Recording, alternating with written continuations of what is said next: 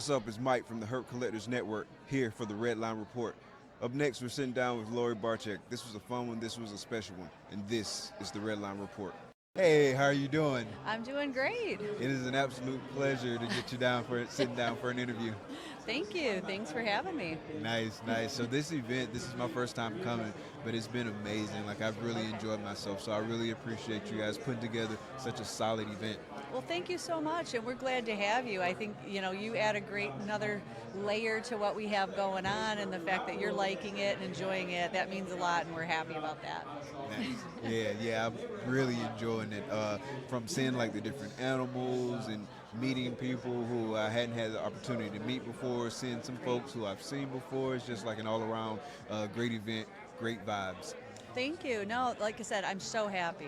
Obviously, we put a lot into this, and it all depends on, you guys enjoying it and getting what you need out of it. And to hear that makes me happy. That means we're doing our job, right? And it's unlike any other event that I've ever been to. Like, I've been to the Reptile Expos, and, Yep. I love the Reptile Expos, but this is like totally different, just completely different. It is. It is 100% different. This is so funny because this is, a creation from Brian's mind of, something that he experienced from the, YouTube platform and stuff like that, going to like VidCons and playlists.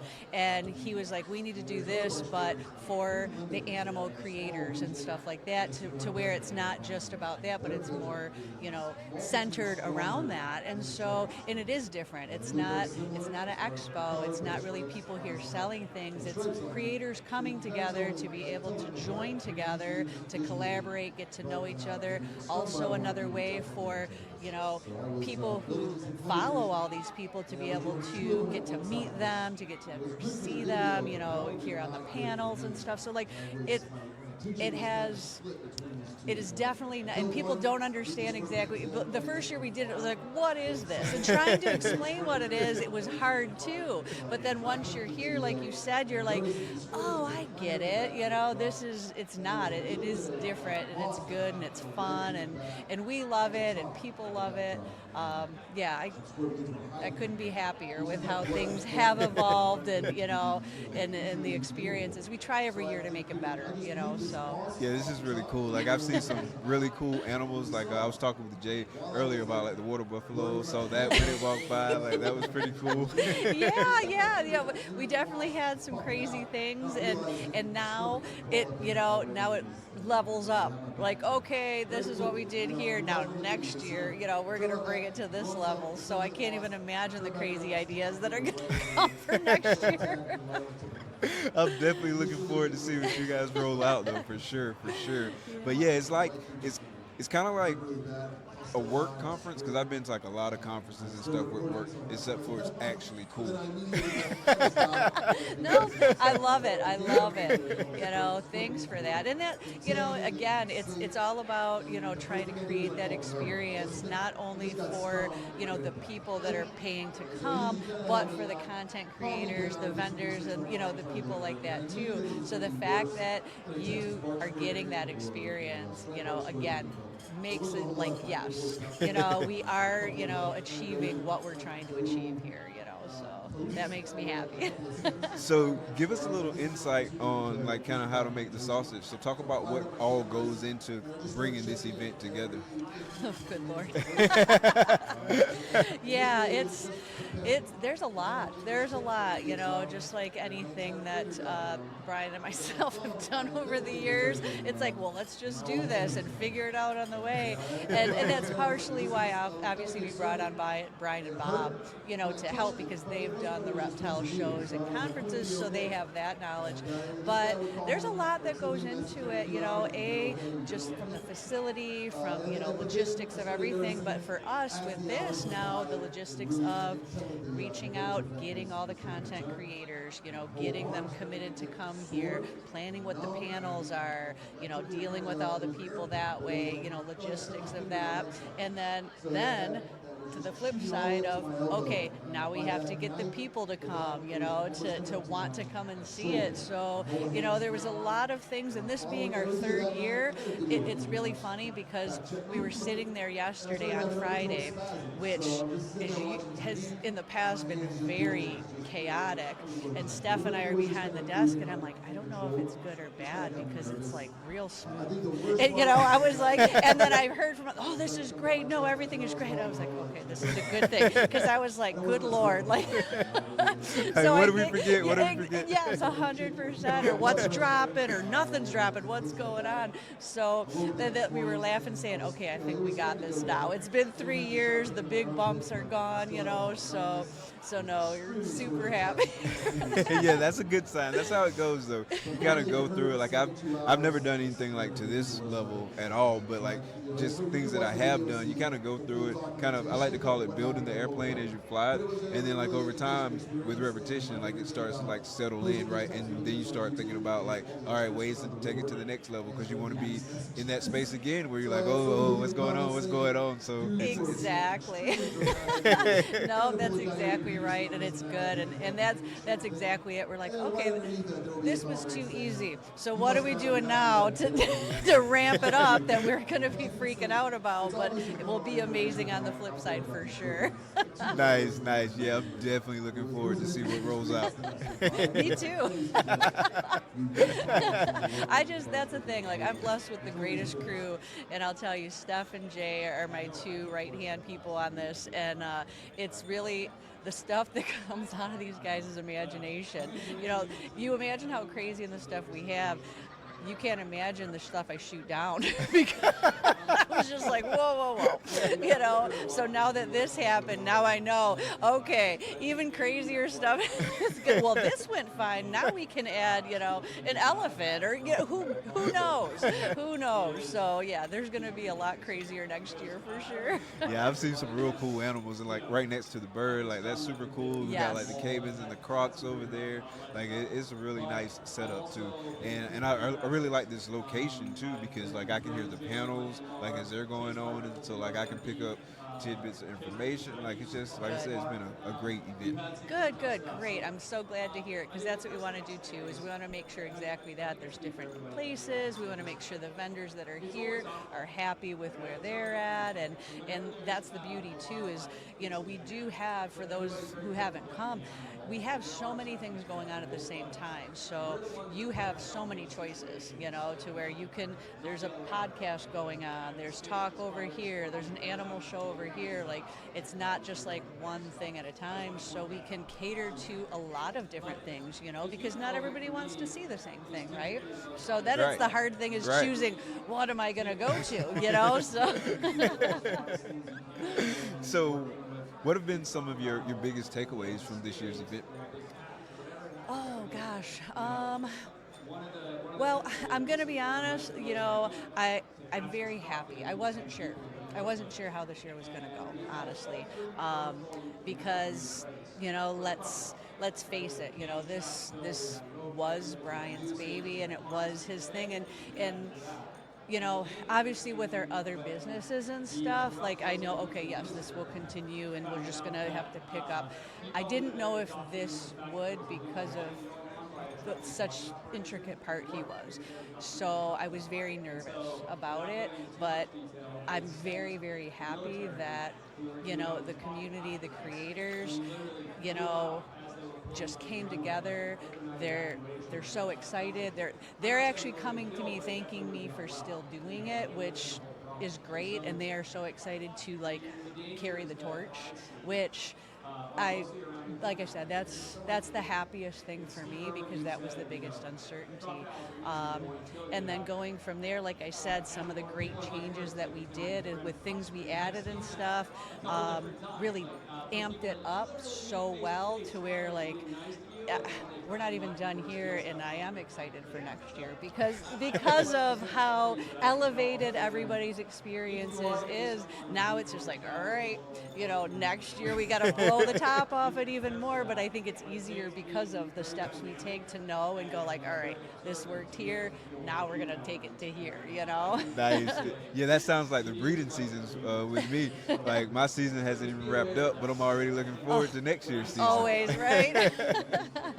So that's a good sign, right? It is. But yeah, I definitely thank you guys for putting it on too. Like it's been great, and kudos to you and kudos to your team. I'm definitely looking forward to next year. Thank you. No, appreciate it, and yeah, it's been a pleasure. Yeah, I really appreciate you taking some time to sit down and chat. Anytime. All right, thank you so much, Lori. This is amazing. You're welcome. All right, thank you. This is the Red Line Report. Hey, what's up, everyone? It's Mike from the Herp Collectors Network here for the Red Line Report. We're here at AnimalCon 2024. Up next, we've got Mike from Mir Zoo. This is the Red Line Report. Hey, what's up, Mike? How's it going? Good. How's it going, man? Good, man. Good to get a chance to sit down and chat with you. Yeah, it's finally. There's been a lot going on. This show, right? Yeah. It's been a really good show, man. I've had a lot of fun. Okay, yeah, same. I met a lot of new people. People say that it's always the same people that come to the shows, but so far, third show, it's always new people that I'm meeting. Nice. Yeah, man, it's always fun to meet new people. You know what I'm saying? Like, you build your network, you start learning about others, learning about what they specialize in, what drives them. That's why I like sitting down, chatting with folks, too, because you kind of get a chance to do, like, a deep dive and really talk about kind of, like, what makes them tick. I think that's really cool. So, speaking of what makes people tick and backgrounds and things like that, tell us a little bit about your background. My background in like the reptile world, I'm assuming. Yeah. So for me, I don't know if it's common, but for me it was just like I saw Jurassic Park once and I made it my whole personality. Oh, nice. You know, that's what I tell people now because it's hard to explain. When I was a kid, I saw Jurassic Park. I had a bunch of textbooks and encyclopedias about dinosaurs, and I loved it. I was like, I love dinosaurs. And for me, I guess it just transitioned into reptiles. And the coolest thing I have is an Asian water monitor. Oh, nice. That looks like a dinosaur to me, and the way it walks, and I was like, wow. So, but funny story, I couldn't have reptiles or snakes when I was a kid. Why is that? My mom was extremely afraid, right? Also, I guess it's a common story between others, but I was just a good kid, and I was like, you know what, Mom doesn't like it, it's okay. I'll wait until I move out or something. Yeah. No biggie.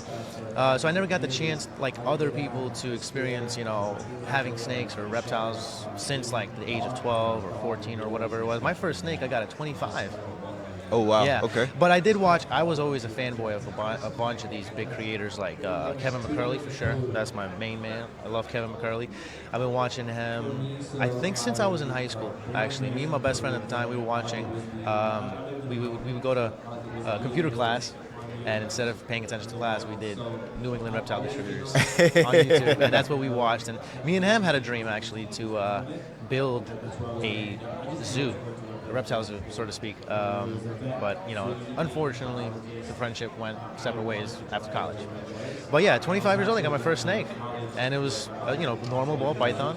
Normal ball python? Normal ball python. I guess it's pretty typical. People told me don't get a ball python because it's like not the best first pet snake, and I was like, I just want something bigger and thicker, and just so I can feel like I have a snake.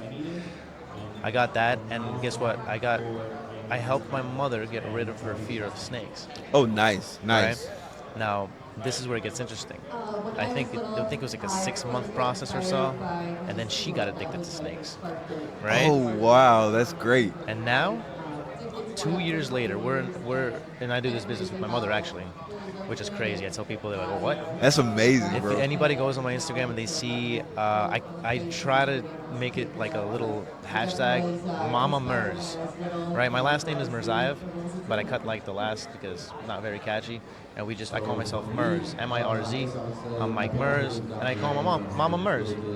So on every post that she's holding something cool, everybody's like, oh my gosh, she's so cool, she's such a badass, you know, nobody does that, you know. And I was like, yeah, can you imagine 2 years ago she was afraid of snakes? She didn't want to hold them. That's a great story, man. That's a great story. Like, similar to you, like my family wasn't into snakes. They weren't into animals like at all, really. And so I wasn't able to have like pets and stuff like that like when I was younger. Like we had a dog once, but unfortunately that didn't last very long. Someone stole it. Yeah, it sucks. But outside of that, I didn't really have pets. I had a goldfish once, and so like that lasted for a little while. But I mean, it was just a goldfish. I was intrigued with other animals and things like that. I was telling someone earlier this morning about, I don't know if you remember, because this is like old school, so I'm like really dating myself. But they used to have these things called like wildlife treasury cards. And essentially what the company would do, it was one of those things where you would see like the commercial on TV and you have to call like the 1-800 number to order them. And so essentially what it was like a subscription of kind of informational cards. And so like they were seeing like this green bucket, and you would get like maybe 20, 25 cards, and those cards represented different animals. And so on the front of it, it would be like a picture of the animal, maybe like a little bit of information, but on the back was where like all the information was, like a blurb about the animal, like the scientific classification. And so I used to nerd out on that. That was pretty cool. But I didn't get into reptiles until very late in my life. So I'm 44 now, and I got my first snake in 2020. So yeah. Well, I think it's like a pandemic thing. A lot of people got into some new thing during the pandemic 2020. For me, I had animals my whole life. My mom had a dream when she was younger to be a zookeeper. Back in the day, she just wanted to be a zookeeper. She became a dog groomer,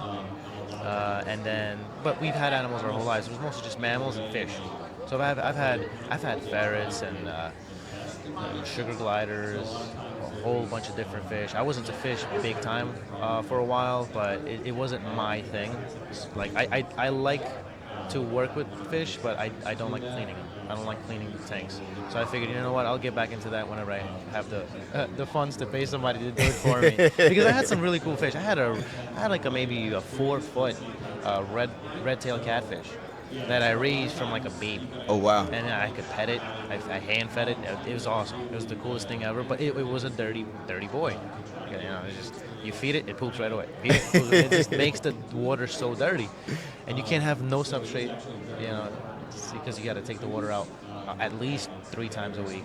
It's a lot of work. I'm not big on water either. I'm not a big fan of water. Gotcha. But for me, it was always reptiles. I love the reptiles, the scales, the dinosaur look, feel, whatever it was. Just I've always been into that more. So I still did my own thing, and I went into my passion anyway.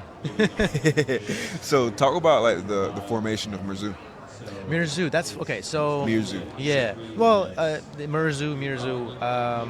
It's a cool story. I was first Mike Murr's Reptiles. Like everybody else, they put their name in there and they just wrote reptiles or snakes or pythons, whatever it was. For me, it was Mike Murr's Reptiles. I think I did 2020 I wrote. I liked it, but I didn't like it. The logo was just like lacking. This one, everybody's been telling me it's amazing. It pops. Everybody remembers it, recognizes it. It's there. It's like a minimalistic, professional logo. I feel like it's one of those logos that people are going to memorize. They're going to remember. Exactly. Redline is a very simple, cool logo that everybody remembers, and it's iconic. People see Redline, they know what that is. Yeah, and that's important for logos, for someone to be able to look at it really quickly, see it, and remember it really quickly. So I was trying to figure out how to implement my last name into the word zoo. I already have I have a Z in my last name, so I was like, that's cool. But I started adding more, how do I say it? I started adding more sense to it, I guess. I'm Russian. Okay. So the word mir in Russian means world. So essentially it's World Zoo. Right? That's pretty cool. And then what I want to do in the future of this business is I want to implement basically a bunch of different big greenhouses or biodomes or something where I can house multiple species together, and I could name it. So in the outside of the biodome, I'll have, for example, Japan. And then when you walk in, you walk down that bridge, you'll see a big, beautiful pond with plants, it's koi fish, and whatever there is that I can have from Japan in there. And so on and so forth. I will do Amazon base. And I have a bunch of other ideas that I want to do like that, and have people coming in all over America and just seeing different parts of the world right here.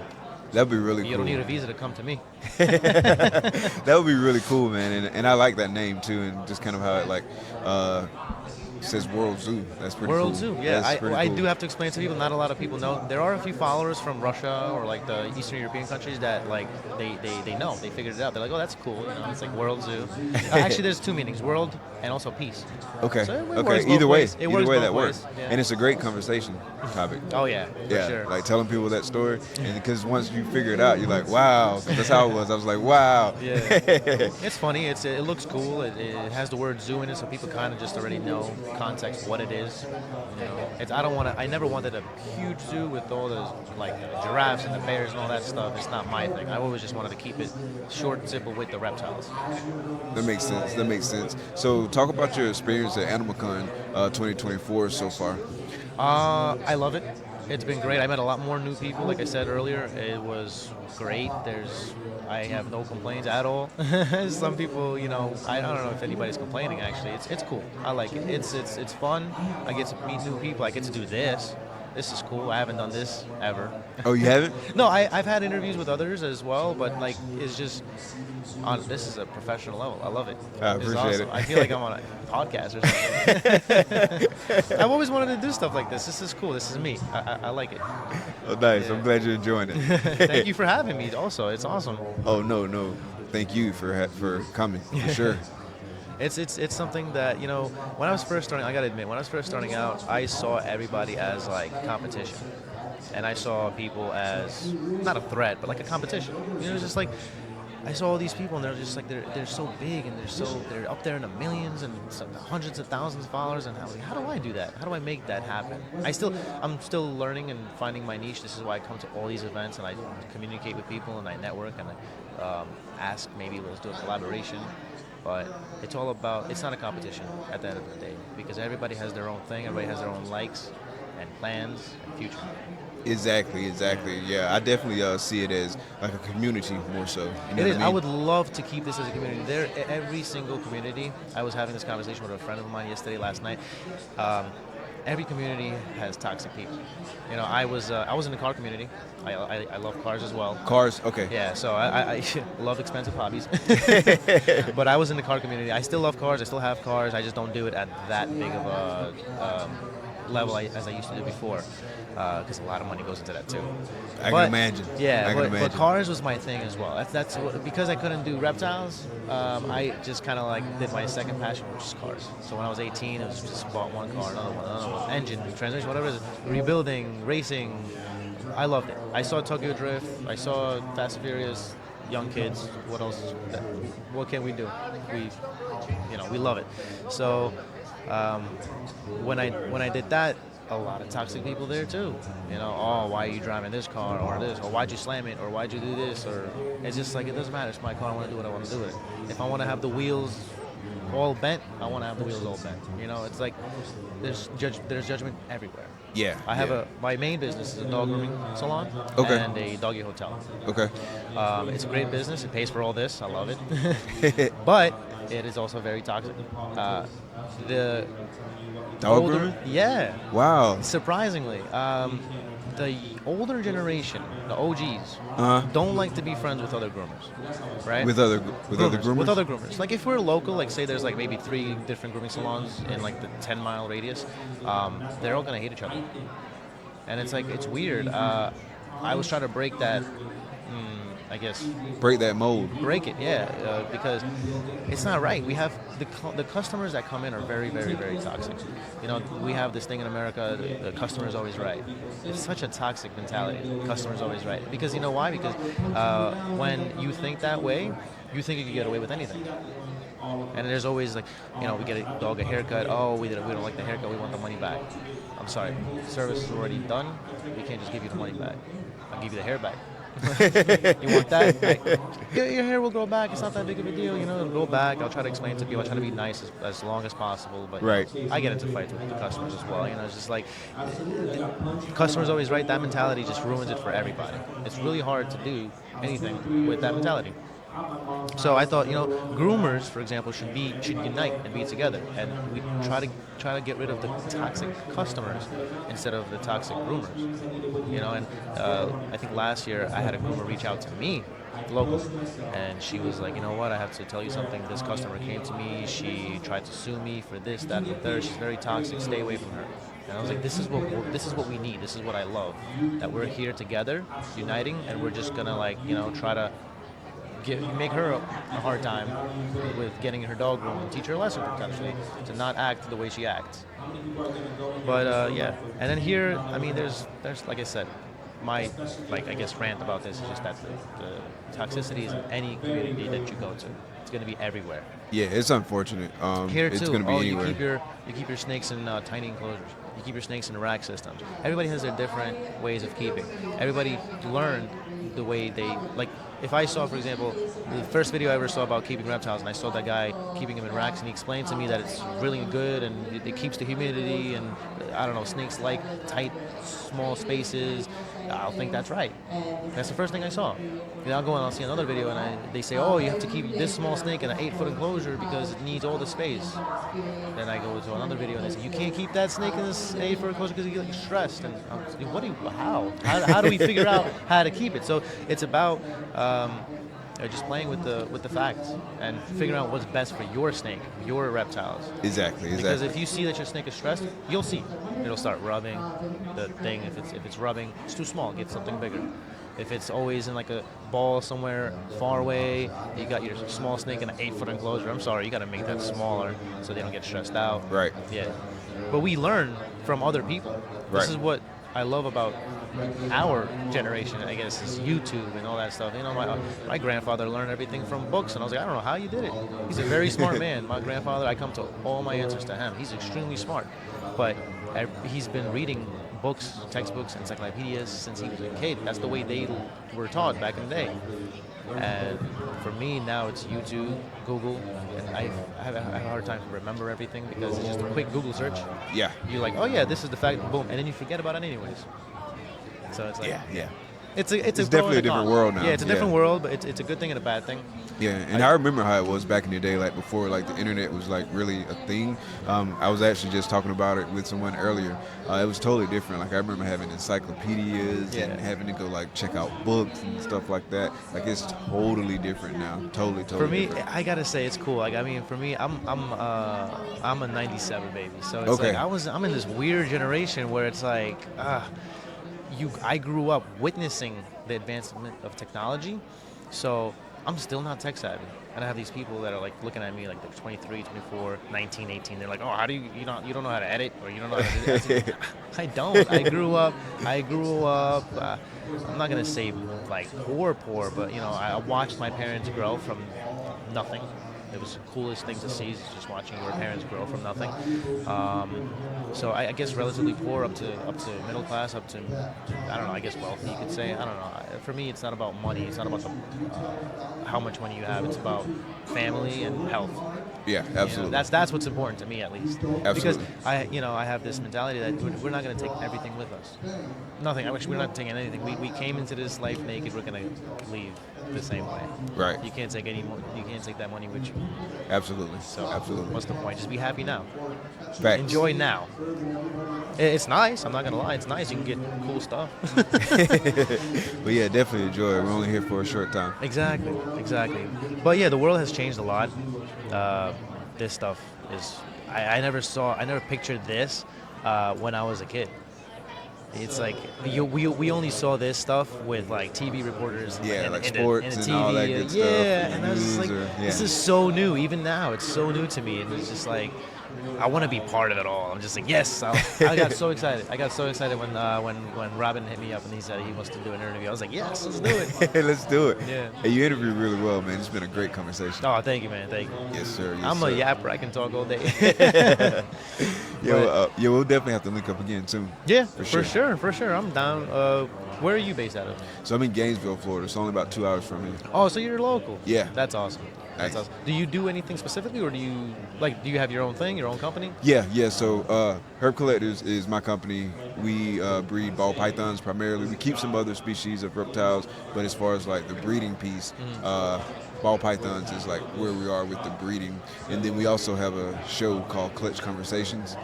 It's a podcast. It's primarily ball pythons, but we have had other folks come on there with different species. And then of course in natural conversation, when you're talking with like breeders and keepers and stuff like that, most people don't just keep one species, and so like we talk about other species in that regard as well. And then we recently launched a network, so it's a Herp Collectors network, and so we're rolling out new shows that focus on other species. For example, we have a reticulated python podcast called Retic Rundown, and then we also have a green tree python podcast that starts tomorrow at 9 p.m. Eastern Standard Time called Chondro Corner. And so it's obviously going to focus on green trees, like I said. Yeah. You do these podcasts like virtually, online, like a Zoom kind of thing, or how does that work? Yeah, through StreamYard, and so yeah. Is it, if it's possible to join, I'd love to do that too. Oh, awesome. I don't know. Yeah, for sure. Do I have to get special equipment? I'm sorry? Do I have to get special equipment? No. As long as you got good lighting and good sound, you're good to go. I mean, you can do it from your phone. A lot of people do it from their phone.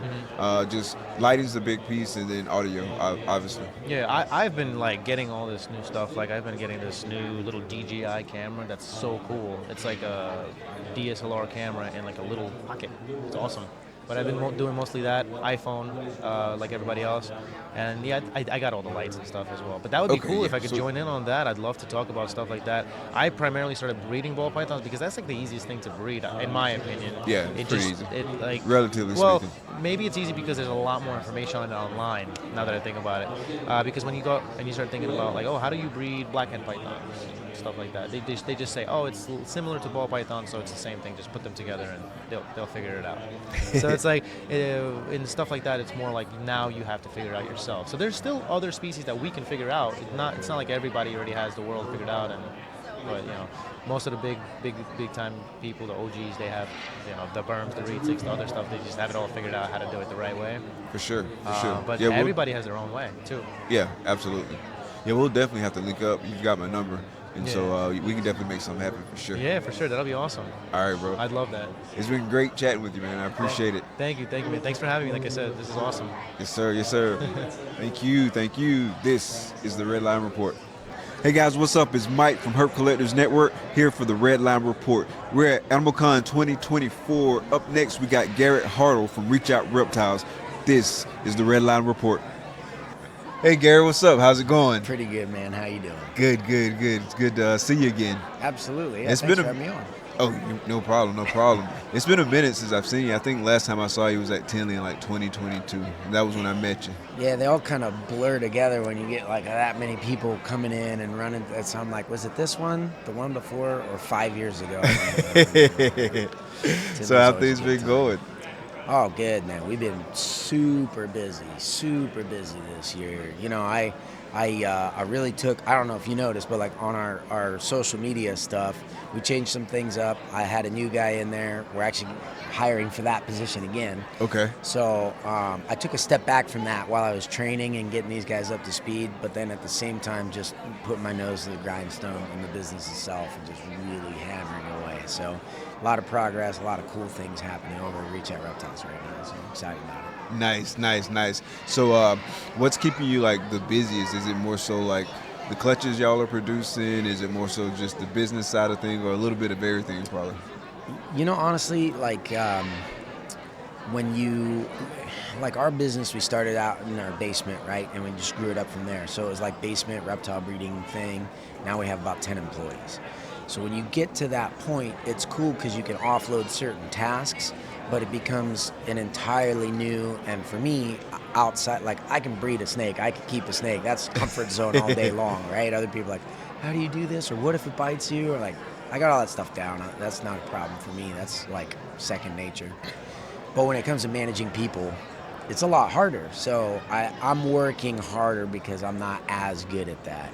So offloading those tasks, that's what keeps me super busy. And then on the other side of it is like, I feel like I gotta go to my business and then run to my home. Same people managing thing. I got 4 kids and a wife. You know what I mean? So it's just bouncing back and forth. It feels like, yeah, you know, Garrett, I need you. Garrett, I need you. Dad, I need you. Dad, I need you. It's just like, ooh. So yeah, and then just finding the time in between to do, you know, like this is kind of like networking stuff or whatever that we do here at AnimalCon or Tinley's, things like that. Staying on top of it. Plus a few little like pet projects here and there that, you know, are new or building. So Gotcha. there's a lot. Yeah, managing people, it can be a challenge, right? Because I mean, like the animals, each person has like their own like individual like personality and stuff like that. So you kind of got to learn like how to work with a person, right? Because you can't have like there's really not a one size fits all kind of approach to it. At least that's not the way I go about it. There's not a one size fit with working with people because different people have different things that motivate them. Yeah, things that make them tick, and so. Well, and your ultimate goal for those people is to accomplish things that you used to accomplish directly. So it's almost like having a filter on your activities. Exactly. So it's cool to have somebody else do that, but I think the idea that we always have going in is if you make the right hire, they're just going to completely do it autonomously or something like that, so you don't have to worry about it anymore. But it's more like, you know, if I'm used to eating piles of rice with my fingers, that's no problem. Then you give me chopsticks and say, don't touch the rice anymore. It's like, how does this thing work? You know what I mean? That's like kind of running a place through employees, you know? Absolutely. So, yeah, you got to get in, train, step back, and then come back, recorrect, step back, you know, and allow them to grow and have a good time too, you know? Yeah, I know for me too, it was somewhat of getting out of my own way, right, and getting comfortable delegating things that like I would do, and so yeah, definitely managing people is a skill and an art. Yeah, the last thing that I hired was my sales position. You know, I kind of hired everything else out, but that's the one that's like, I know how to do this. I do this, you know what I mean, differently or whatever. I got my way, so, and everything's different. It's obviously very hard to delegate like animal care, you know, at least all of it. It's easy to delegate, like clean the poop and scrub the dishes or whatever. but yeah, it's a trick. It's a trick. So talk about those pet projects. Pet projects. Oh boy. All right. Well, I haven't talked about this too much anywhere except maybe my own Patreon. So I'm gonna drop a bomb here for you. Okay? All right, we got an exclusive. So we're in the process of pulling our nonprofit status for a second entity. So Reach Out Reptiles is a reptile breeding business. We are founding currently, well, we've already founded it as a business, and we're getting classified as or our designation as a 501c3, is the Pittsburgh Python Museum. So we're actually going to build out a museum. Oh, wow. Yeah, and so that's a lot. We've got some of the people that on our Patreon that came by to Retic Fest, is our big shindig that we do every summer. They got to see some virtual mock-ups and some tours and some stuff like that. So getting that application process, which is a beast, finished is, you know, we're right at the end of that where we can start hitting the ground running. I got a great board for that I'm really excited about, and so I'm really interested to see where that takes me, because I love the idea of doing the not-for-profit side, and our focus is going to be education and then conservation. Okay. So it is based around the pythons that we work with still, like the dwarf and superdwarf retics mostly. But because we're educating the general public, we've begun bringing in a diversity of species, which for those who know me, that's weird for me. I'm like, superdwarves, and that's it. And then I did take a plunge into African house snakes, where I'm like, okay, I like these, so I'll just get 10 million of those. So superdwarf retics, African house snakes, though I haven't really publicly started selling those yet or anything. But for the educational stuff, you don't want to just show up with like 10,000 of the same snake. You know what I mean? Right, yeah, that makes sense. Right, so I got to have a monitor lizard. So I got a banded sulfur from Mike's Monitors. You know? I just got a hypomelanistic alligator. Oh, wow. Which is a big deal for us in Pennsylvania, because everybody can get alligators. They're completely unregulated, so it's a big problem with the public. So this is something I want to tackle so that people think twice before getting an alligator. You know, it's like Gotcha. do it right and educate and be like, you know, hey, maybe think twice. Yeah, if you're not willing to take care of an alligator to the degree that they need, I mean, it is an alligator. You know, Yeah, don't yeah. just buy it because it's $80 or whatever. at a pet shop. So we got American alligator. I got a panther chameleon. I got what else do I have? My main educator, Hadley, loves invertebrates, so I have like this giant invertebrate collection now with like giant millipedes, and we actually got hissing cockroaches from NASA Oh, wow. that were up on the International Space Station. They were doing studies on them when they were done with the colony. We got that. Oh, So that's some pretty connections cool. we had. Yeah, That's so pretty like cool. some pretty fun stuff. Yeah. For this museum. So building that out so if kids come, we can kind of do some general animal education, looking into potentially even some smaller like bird and mammal species. Okay. So, but that's all, I kind of refer to them as the ambassador animals, not necessarily what the zoo's about, but part, or the museum, but part of that is going to be classroom and stuff like that. So. Well, that's going to be really cool. Yeah. A diverse kind of group of animals there. So is that something that you've always wanted to do, or is that something that kind of like just recently you started working on? I've just got like annoying, infectious ideas that sneak in and take hold. Like the African house snakes, like I should have 1 million of these. I don't know why, and then I do it. So, no, the museum is well, it's okay. So I'll tell you the core of how it started or whatever. But basically, you know, we talk about conservation all the time as reptile breeders, right? Mm-hmm. We've bred a lot of rare, maybe not species because they're not technically designated as their own species yet, but say like localities of dwarf and superdwarf retics, right? So we're still the only ones that have bred Karompa islands. There's a number of different other islands. About a month ago, we sent some pure slayers to the LA Zoo.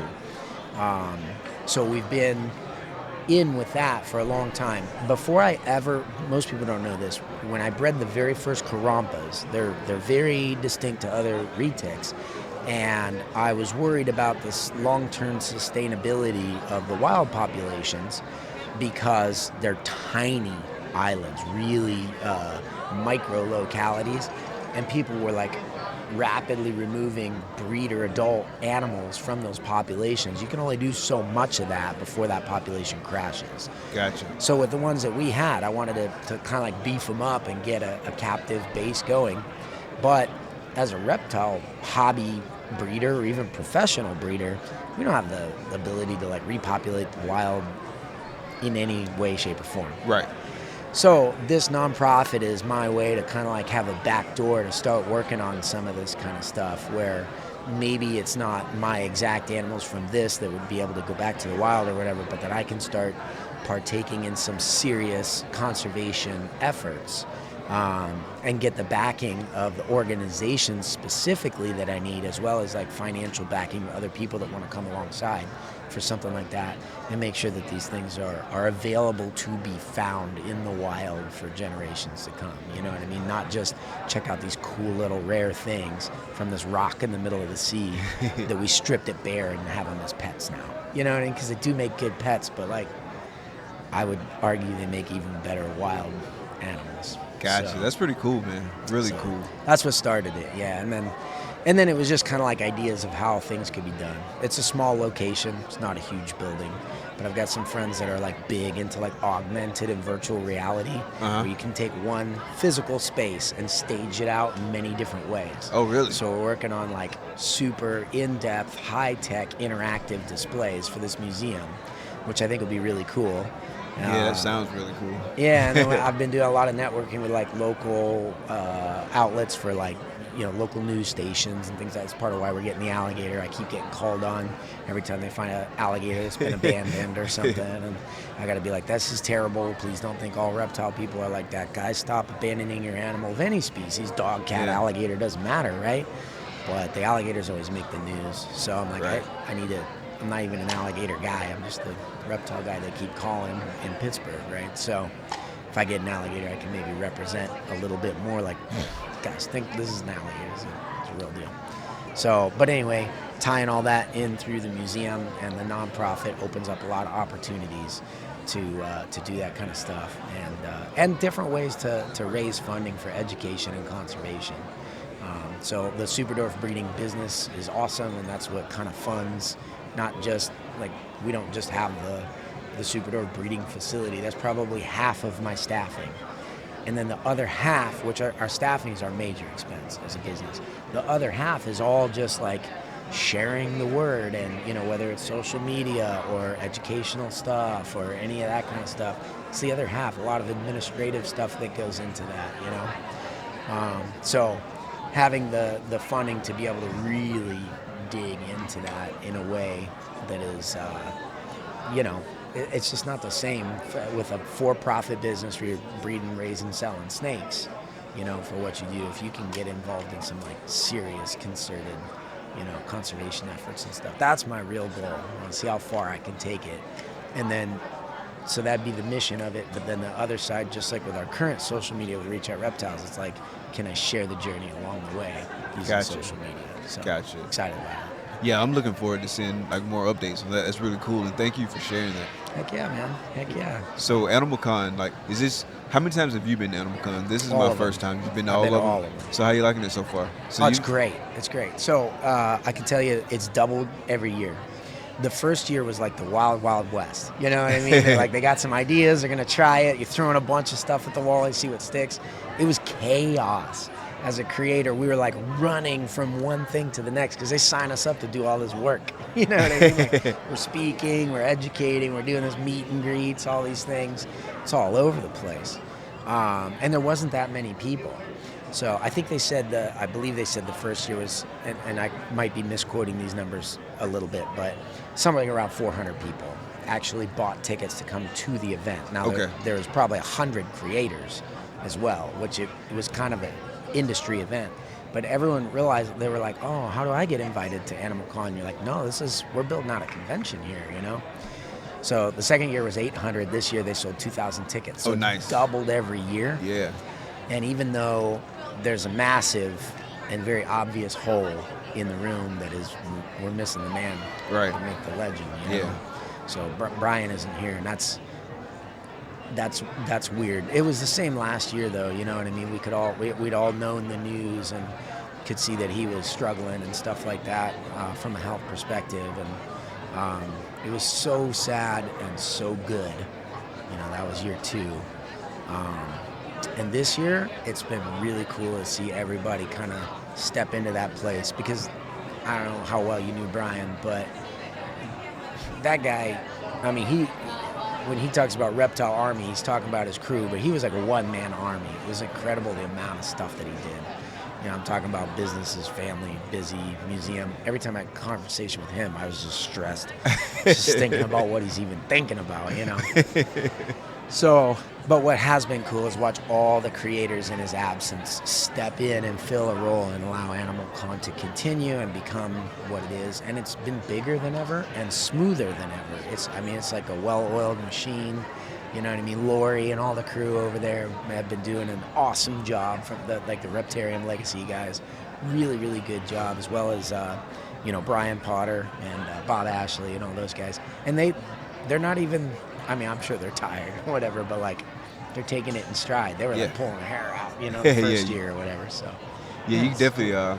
I've seen like everyone kind of like running around, like folks are busy, like doing their thing, but it's just going, from my perspective, like super smooth. Like this is amazing, and definitely look forward to seeing like the growth more and more over the years. Like this is great.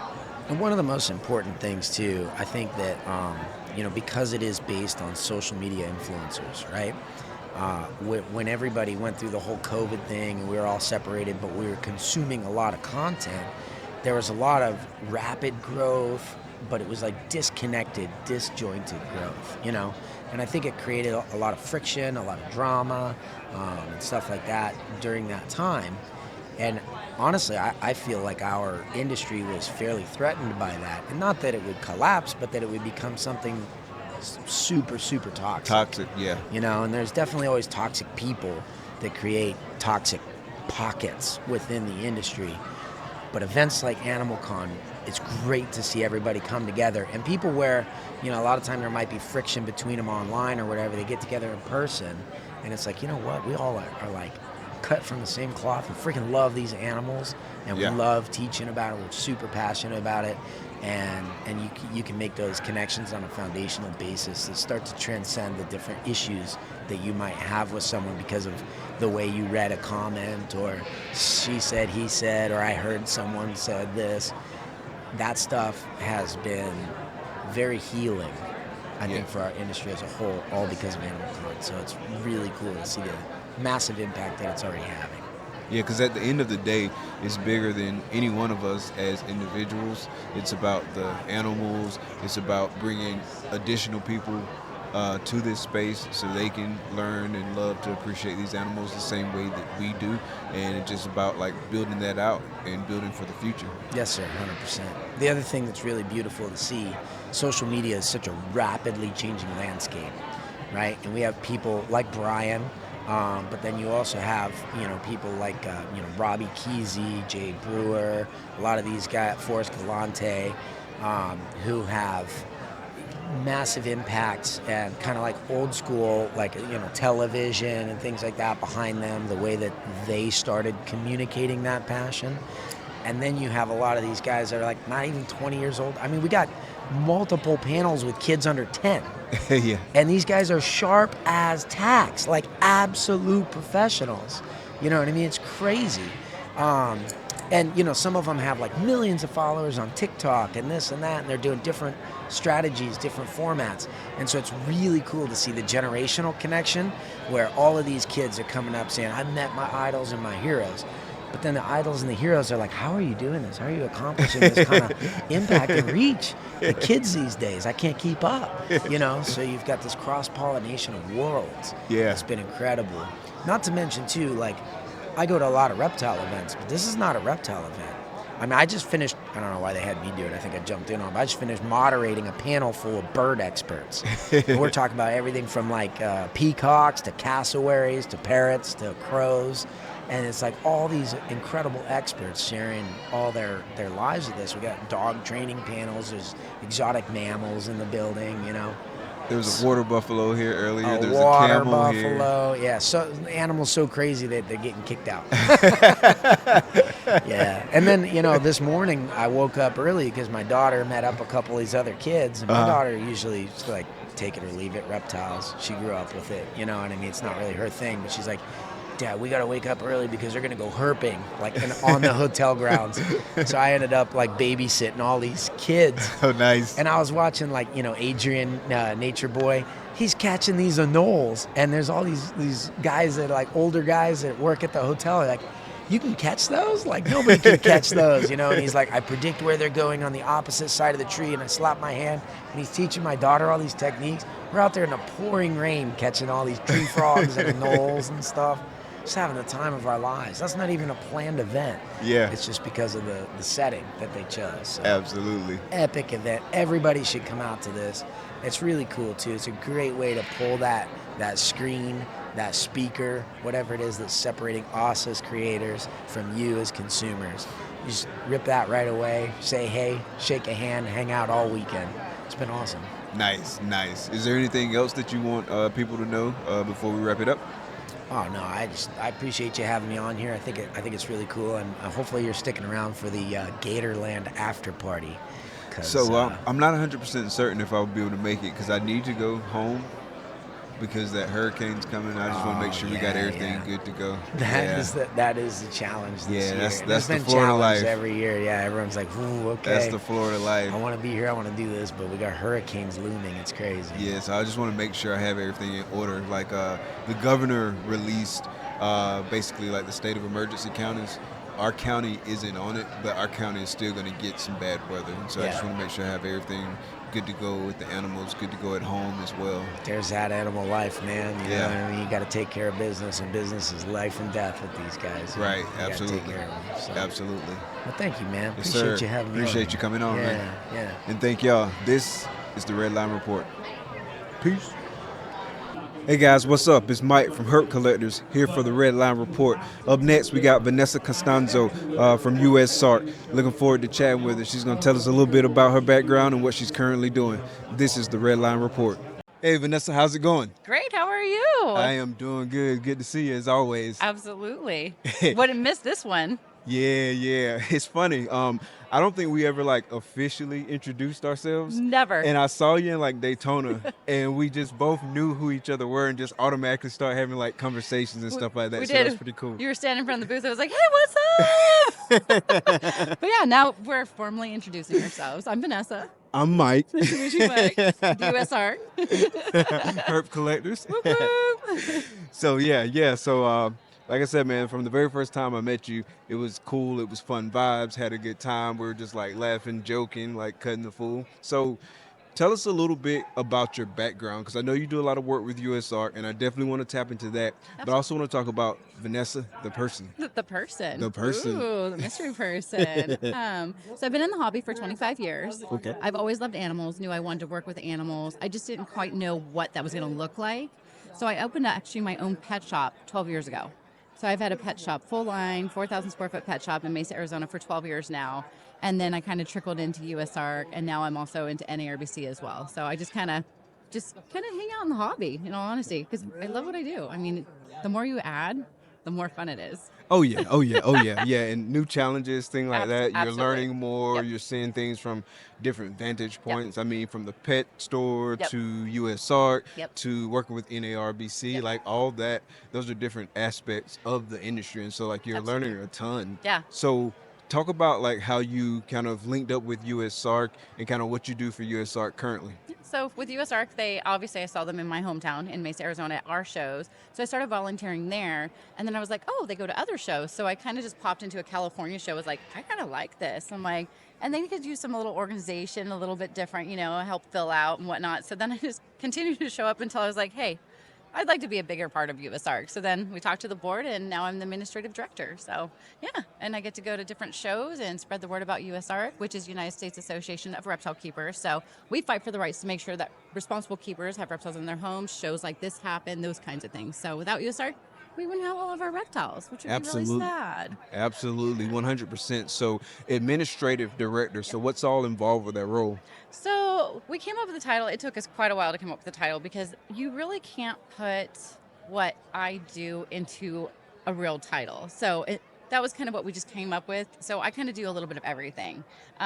Phil's obviously the president of USARC, and then me, I'm an all-around person. So one of my slogans is Vanessa makes it happen. So I'm the girl that makes it happen. So if you need something to be done, come to me. That's what I do. That's what I love to do. So it's a little bit of memberships, spreading the word. We're going to be starting to do webinars. We're going to start doing podcasting, interviews, all kinds of different things, just to try to grow our base, our membership, and get more awareness out there. So my job, I would say, is more of the awareness side of it.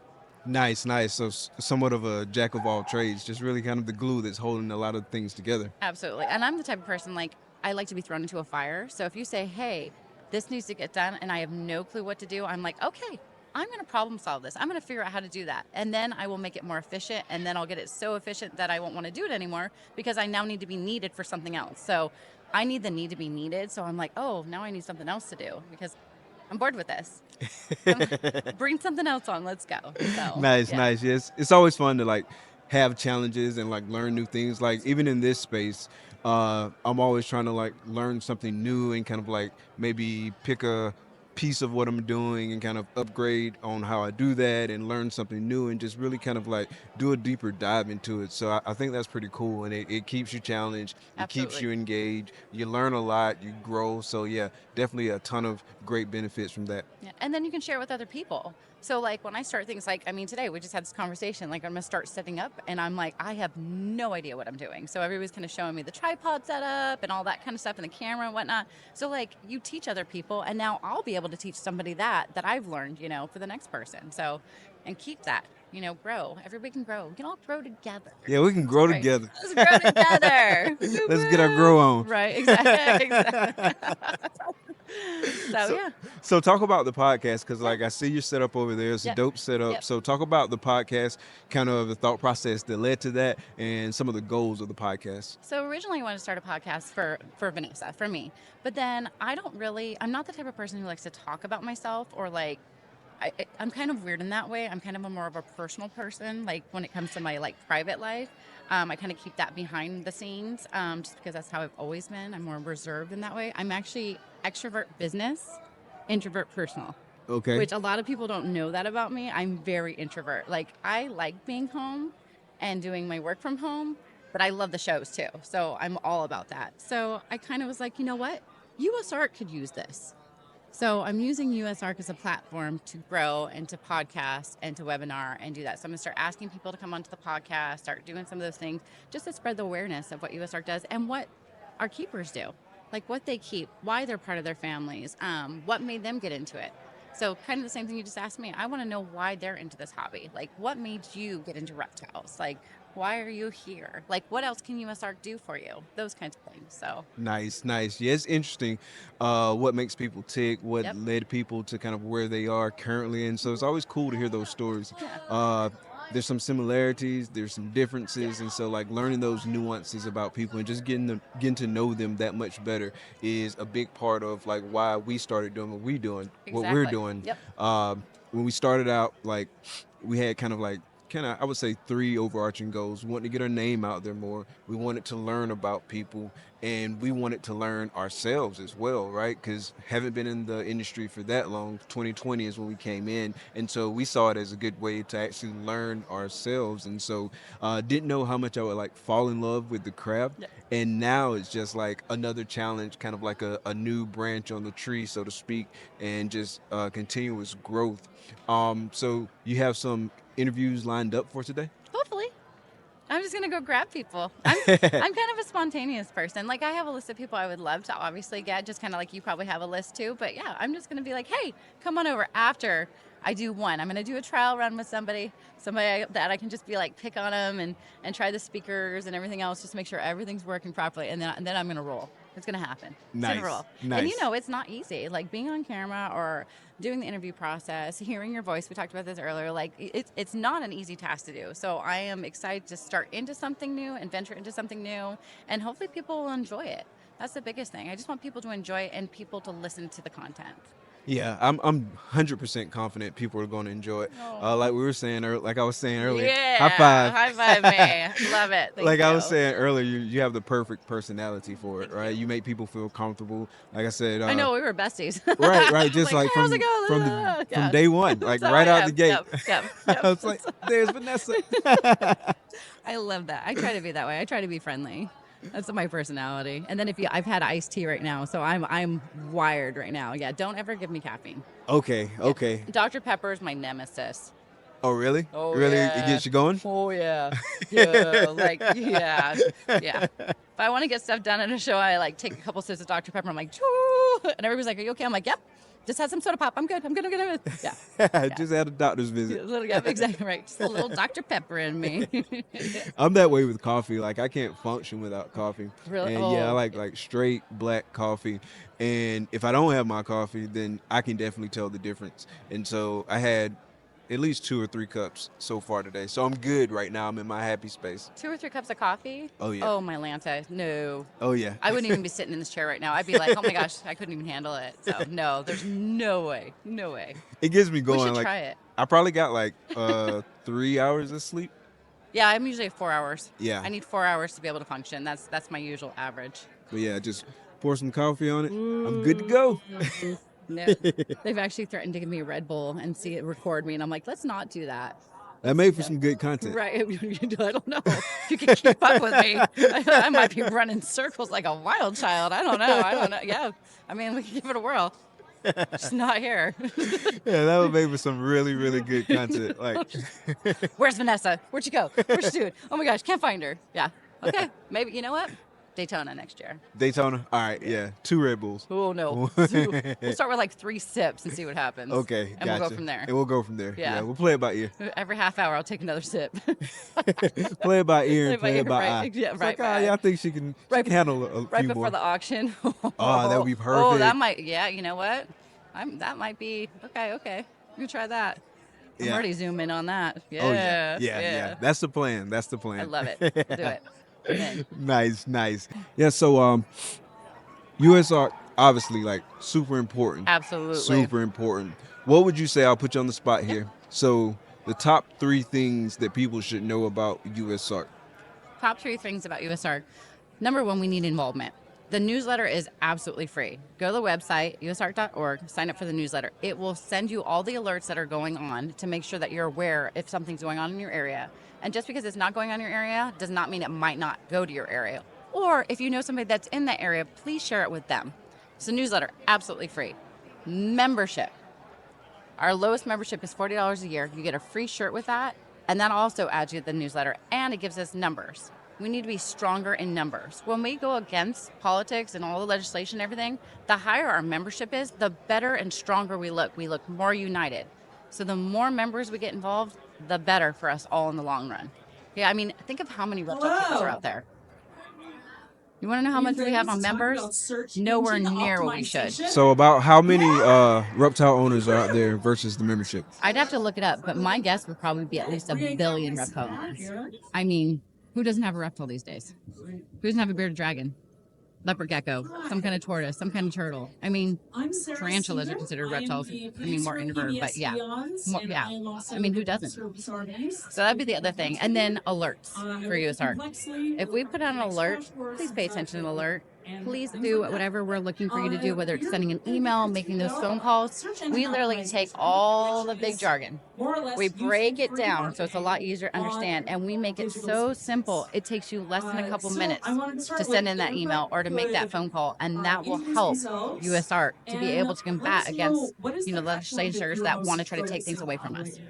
And I really like the way you guys do that too, like really kind of like break it down for like the layman like myself. Oh, me too. No, Phil Goss takes that and I'm like, okay, I understand that now. Trust me, it's not just you. Like, this is what you need to know, and this is what you need to do. Correct. Like, makes it super simple. Super simple. I really appreciate you all doing that and kind of like delivering that to us in a nice, succinct package that really gives us like really what we need to know, and then the action item in terms of what we need to do.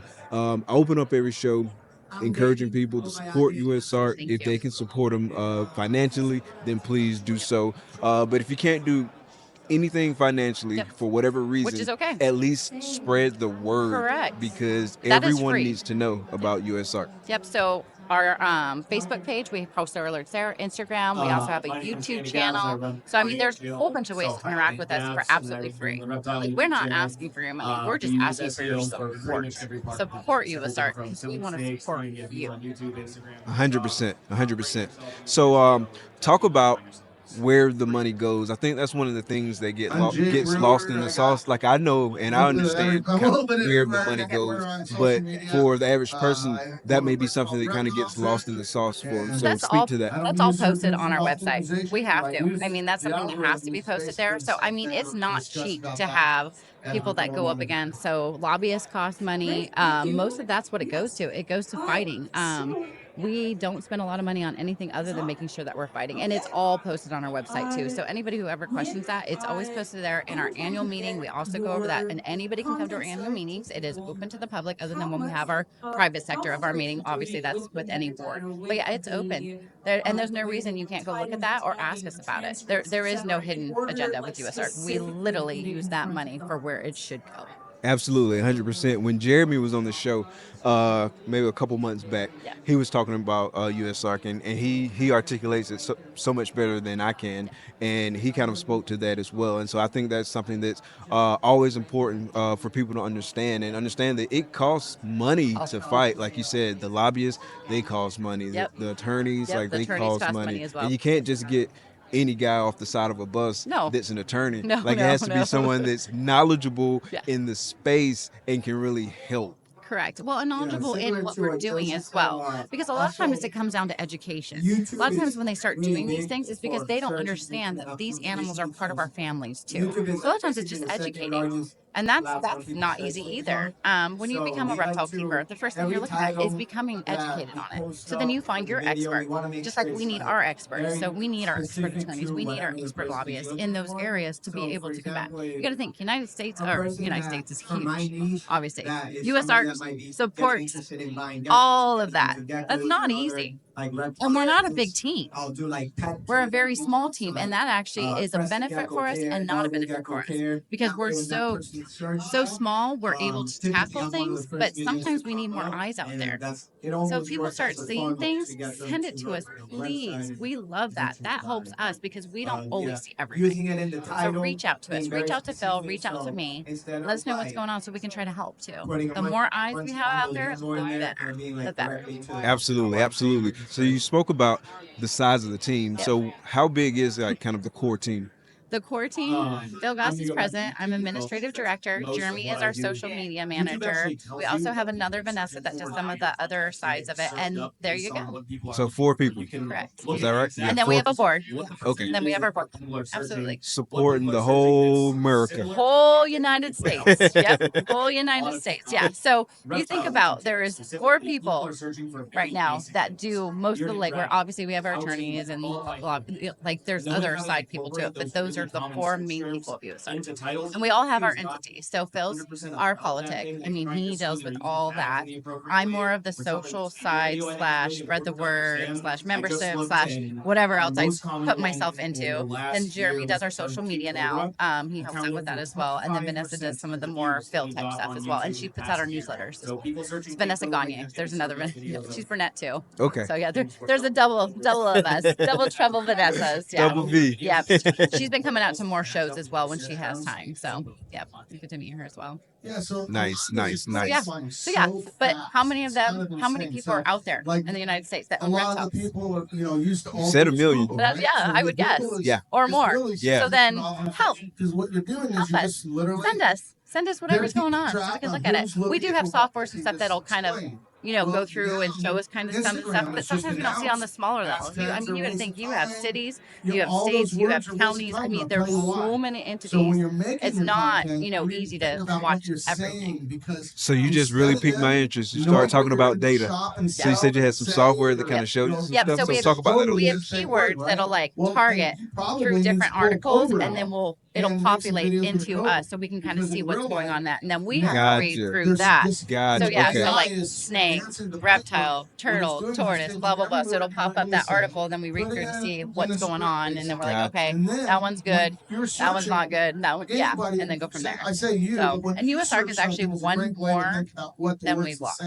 And we actually post that too as well. So on our website, again, we show everything that we're doing, everything that we're working on, what's going on. Nice. And kudos to the team. I didn't realize it was only like 4 people on like kind of the core team. So definitely kudos to y'all because it's not a light lift for sure. No, it's a lot of work, but you know what? We love what we do, and it shows. When you love what you do and you know what you're doing, it's not even work. Let's be brutally honest. It's not work. Right. It's not fun, in all honesty. I mean, it is because I love what I do, but US ARC is hard. It's a whole politics side of the world. And a lot of people don't do well with politics. I actually don't do well with politics, but I believe in US ARC, and I know what US ARC does. And that's why I'm here. Thank you. Well, Vanessa, it's been great chatting with you. I really appreciate you sitting down, taking some time out of the day. I know you're going to be busy and stuff like that. Hopefully. Good luck with everything. I'm excited. New chapter of my life. New chapter for US ARC. And what's the worst that can happen? Absolutely nothing. So I'm going to get it done. You're going to get it done. It's going to get done. Get it done. Anything else you want to leave the viewers with? No. Thank you guys. Support US ARC. And if you guys need anything, please reach out to me. Never think I'm too busy for you. Reach out to me. You can get a hold of me on my personal Facebook. You can get a hold of me on the US ARC Facebook. Whatever you need, whenever. That's what I'm there for. Thank you so much. Vanessa Costanzo. Yeah, Costanzo. Yeah. Whoop, whoop. Vanessa C. High five me again. Thank you so much. Thank you, Mike. I would just put them in my sentences. So, I'll edit that part out because I forgot what I was about to say. What was I about to say? What did we started on? What we started Oh yeah, on? I was about to go back to USARC. Yeah, Yep. so that's why I like it when it's Yeah. pre-recorded because Yeah, I can edit then that you can stuff edit. out. Yeah, right. Yeah, Right. The yeah. bloopers. Yeah, the bloopers, and we'll show that later. on, Right. like, a Oh, I bloopers like reel. the ooh. When bloopers go real. With Vanessa. And we'll get and 'em doing Mike, your nose. Right. Horrible. That would be me though. Pretty normal for me. So what about a USARC? Hey, what's up, everyone? It's Mike from the Herp Collectors Network here for the Red Line Report. We're at AnimalCon 2024. Up next, we've got Brian Potter from the NARBC in the Chicago Reptile House. This is the Red Line Report. How's it going, Brian? Good, man. Good to see you. Good to see you. Good to see you, man. You've been busy. It's been a good one. It's our third year here at AnimalCon, and obviously it's a big departure for us from NARBC, which is just a whole different vibe, a whole different thing. This isn't trying to be NARBC. It's a totally different event. There's no pressure of selling things. There's no pressure of trying to make big money. It's about influencing and collaborations and people getting together and being able to plan for the future for their collabs and just see what everybody's doing on the social front, basically. Absolutely, absolutely. Yeah, I was talking with several people earlier, and we were just kind of like really kind of saying how it was a lot different than like your typical like reptile expo and things of that nature. So definitely different, and I've really enjoyed the vibe. So talk about your role here with AnimalCon. So originally, obviously, it was Brian Barczyk, and myself and Bob Ashley of NARBC. And what Brian had the idea, it was all Brian's creation.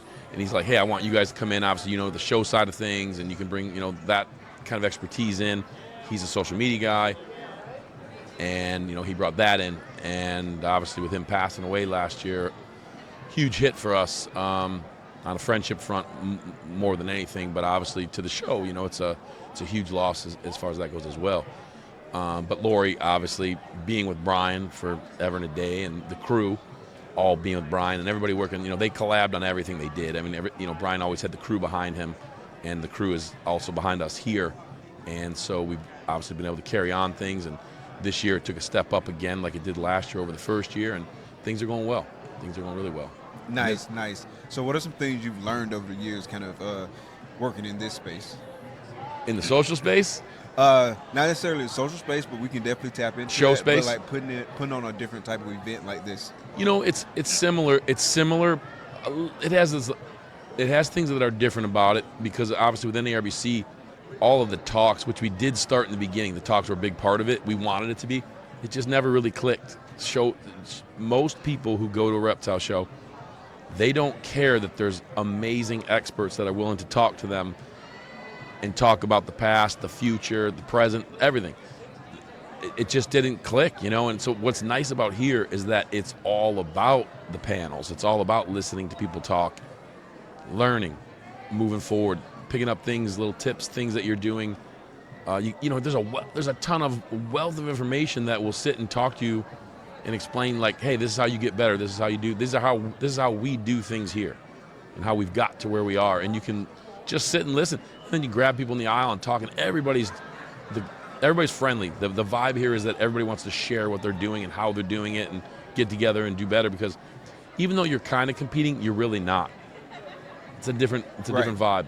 Right, yeah, absolutely. Everyone's kind of got their own lane and their own twist on how they do things. Exactly. That's the best way to put it. Is everybody's in their own lane, sort of. Even though it's all animal related, the subject matter is the same, but how you do it and how you go about it and maybe your angle on it varies. That's yeah, I would agree to that. Yeah, I've really enjoyed like getting to meet people that I hadn't met before. Like maybe I followed them for like a couple years or something like that, and then getting to meet them in person and kind of make that introduction and kind of just chat it up with them and all that good stuff. It's been very enjoyable. Yeah, the bug guy. You know his name offhand, the German guy. I don't right. I can't think. Same here. I can't think of it, but he's here, and he's like the top bug guy. He has like I think his YouTube is 5.3 million, which is crazy. Just insane. That's a lot of subscribers. Is it Rolly from Mexico? Rolly? Yeah. Saying it right, Rolly. Yeah, Rolly. Met him for the first time at the pool a couple nights ago. And met them both at the pool, hanging out at the pool. Have drinking beers and at the pool. And he's got like a ton of people. He's a urologist, you know what I mean? Yeah. But he's a reptile guy, and he's like the #1 reptile guy, I guess, in Mexico. Yeah, he's got like 1.74 million, I think. Yeah, it's nuts. So heavy hitters are here as far as social media stuff. It's pretty neat, and everybody's friendly. That's the one thing you'll find. Everybody's super friendly. Gotcha. So break down what happened with the water buffalo. Like I've heard bits and pieces, but what happened with the water buffalo? So obviously with Brian passing away last year, Lori stretched, right? And so she's running this event and trying to open up Legacy Aquarium, all while still running the Reptarium. So we have a staff, Steph, Jay, Tingle, running things. So employees are stepping up and handling business, right? So we didn't get notified, so to speak, Lori, myself, Bob, about a water buffalo coming in and setting up in the lobby on beautiful carpet in a beautiful facility. So as soon as we get here, we see that, and then Bob and I look at each other, Lori, and we're all kind of like, is that going to fly? And I said, I highly doubt it. and they tarped it off, did all the work, set it all up, and put the water buffalo in there, a camel, also a camel. A kangaroo, I don't know what else we had, some other crazy stuff. Tarped everything off, and about a day in, they were like, hotel facility people were just like, hey, what? We need to know about this stuff ahead of time. We cannot do this. And I was like, we're like, we get it. They said in the future, though, because I guess that same camel, Jake Paul rode into this facility on that camel for his fight. That very same camel? That very same camel. Oh, wow. And so the guy that had the camel, just assumed, I've done it before here, so we'll be good. So anyways, for next year, we're planning ahead, letting them know ahead of time, and that all will be back. So we will have all that going on. Pretty neat for the kids to be able to just ride a water buffalo, ride a camel. Kind of neat. Yeah, that would be pretty cool. So what's your week like? Because, Tinley's next week, so what's your week look like? So I'm flying back tomorrow, land at O'Hare Airport, drive straight to my shop because I own Chicago Reptile House, so I have actually a day-to-day job. Go straight there, work Tuesday, work Wednesday, and then Thursday move into the hotel and start setting up for Tinley. Friday, actual setup day. Saturday, get up early, 6 in the morning, get downstairs to start checking vendors in again, open up to the public, roll till 5 o'clock at night, and then have roughly about 30 minutes to roll over to the auction, NERBC auction, US ARC auction, and get that rolling, which that's craziness. That goes till usually 10 o'clock at night. So NERBC shows I blink from Thursday to Monday morning, and it's just like it's over. It's over. Many times I don't even get to walk the aisles and see anything. People, did you see this? Did you see that? No, I didn't see any of it. All I saw was vendors and vendor forms, and that's about all I see. But I love it. I enjoy that fast pace. I enjoy seeing everybody and seeing the excitement on kids running around and adults running around and people just being so pumped about it. I love that. Yeah, there's a lot of kids here too, and that's one of the things that really gets me excited. It's seeing all the kids. I even got a chance to sit down with a few of them and just kind of chat with them. They're starting their social medias and stuff like that, and so they're super excited about it. They're already taking all these steps that when I was that age, I wasn't even thinking about these kind of There's life steps. And not at all. You weren't thinking about being in business. You were just thinking about holding a snake. It's cool. It's amazing. In fact, Bob Ashley and I were standing out in the hallway earlier, and a kid went running by, and his face was all painted up with a snake on it. And he was skipping, and Bob looked at me, and he goes, I go, look, that's cool, isn't it? And he goes, yeah, we both noticed it, and collectively we both smiled, and we looked at this kid just skip by, and he goes, when's the last time you skipped? And I was like, God, I don't know. I'll throw my back out if I skip now. But I said, how cool is it that kid is right now, it's the greatest day of his life. You know what I mean? He's just loving it. And there's probably 150 kids like that running around here that are that's the next generation coming up. You know what I mean? And so I think events like this, that's one thing about it, is that they really allow the industry to bloom, because there was a gap. Bob and I were talking earlier, you take the Don Hampers and that age group, Don's passed on now. But you took that age group, and there was a big gap between that age group and when I came in. I came in '93. Mm-hmm. Don's been doing it since, God, I would forever, and he was an older guy. There was a big gap. Now I think you have every single year there's new kids coming in now because of social media. A lot of people want to bag on social media, want to bag on influencers because they don't get it, or they I think mistake the energy or where it comes from. It doesn't matter. I tell people all the time, I said, all that matters is all of this social media is bringing us new people into the industry. So if you want to just be a greedy business person, this is good for us.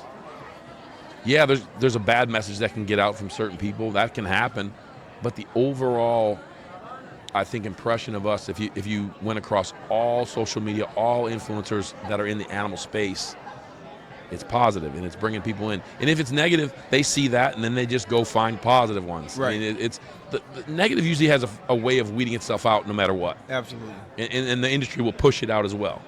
So, I think all these kind of events in social media is huge for us because it's going to make us grow exponentially at a rate that we've never been able to do before, because before it was like a shop would open up, so that area would start picking up, or a show would open in an area, things like that.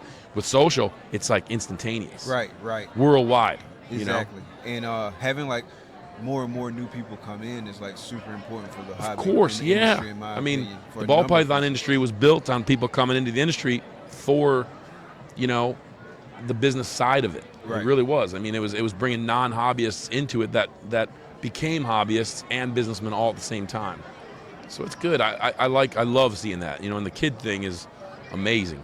Absolutely. And then like even having more people in that just understand like reptiles and understand like why people like us love the reptiles, why we're keeping these reptiles, and then those people getting exposed to like US Art Florida, things of that nature, and that just helps like with their numbers and kind of helps our fights like within the legal system. And Absolutely, things like that. absolutely. So, How old are you? I am 44. Okay, so I'm 53, I'll be 54 in a couple months.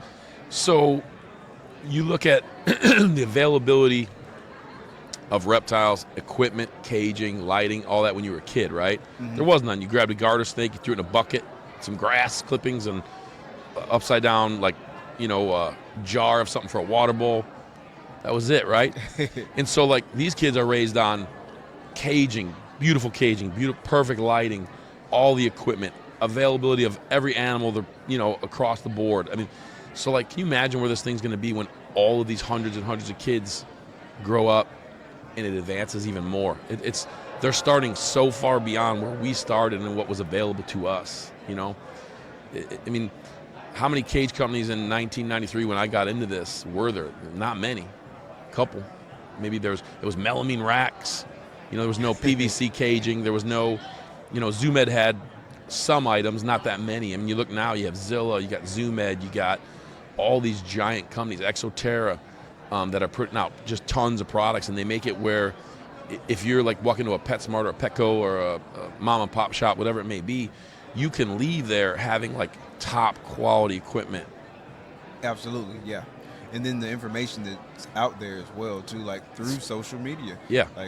Like I realized, because I'll be fully transparent, like me myself, we've only been in this since like 2020. Okay. And so like I realized that like when people first started, like maybe even the same age or older than me and stuff like that, like back in the day there wasn't as much readily available information out there to learn from. Oh, right? man. But like now there's so much information out there, and there's like there's the YouTubes, there's stuff on Instagram, there's Patreons, there's just so much out there. If you don't learn now, it's because you refuse to learn.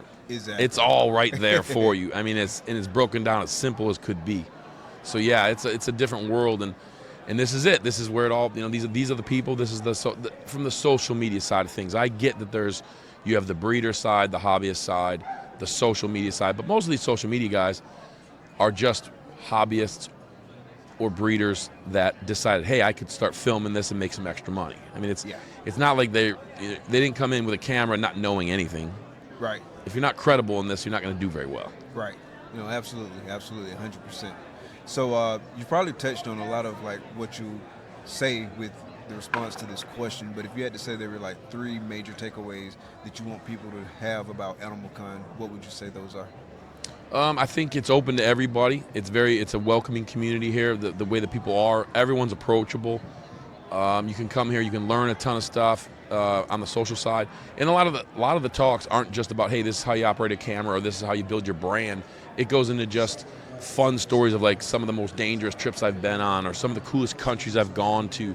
So it's not just like how to run a camera and how to run a YouTube thing and how to set up an account. It's not a strictly technical business side. There's a lot of travel stuff, a lot of fun stories. There's a lot of stuff for kids to do here. You're in Orlando, so you got Disney, you got a lot of other things to do. So you can make a family trip out of this. It's a great destination place to come. Yeah, absolutely. And